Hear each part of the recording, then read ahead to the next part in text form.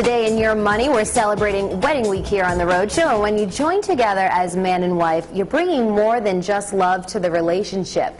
So what are the important financial things to know about your spouse before tying the knot? And joining us to help sort it all out is financial planner Jeffrey Massey. Thanks for joining us this morning. Well, you're quite welcome. Thanks for inviting me. Of course, lots of important questions to get to before this big leap of marriage. Tell us how couples can plan for a financially secure marriage. Well, there are many steps involved. I mean, initially, the most important part is to start to seek advice, preferably from a certified financial planner professional.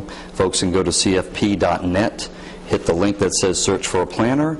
They can put in their location and find a list of certified financial planners in their area.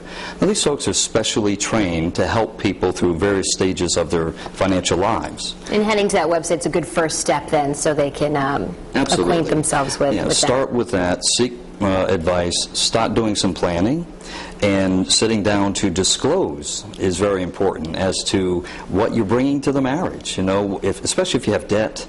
If you declare bankruptcy, that's a big one, and that should obviously be put forth. And what about prenups? You know, we hear a lot about celebrity couples getting those. What advice do you have on prenup agreements? Yeah, less of an issue for younger folks just coming to the marriage, because most of the time they don't have tremendous assets that they've built up. However, with older folks, which I'm one, of course, if you were to bring an older couple together, they have more assets available.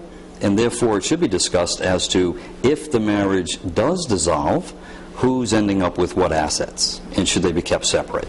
And all that should be put in writing. Absolutely. And you mentioned a little bit earlier about debt, and that's definitely a topic couples need to tackle. What do you think about debt and debt reduction and figuring that out? Well, the tough part is whose debt is it, and whose money is going to be used to pay it down. Is it going to be pooled as one debt now that the marriage has taken place? Or are you going to have yours, I want to have mine, and then how is it going to work? And things that need to be discussed are such as, are you just paying your minimum payments? And if so, that's kind of a recipe for disaster. Or are you going to pay a little more, or right? Should you pay more and then have an aggressive pay down schedule so that you can get out of debt and then start to plan for the future? Excellent tips, and you have a lot more for us that we can put on our website, along with a checklist that you can actually download to help with your financial planning. So all you have to do is just head to foxprovidence.com for that.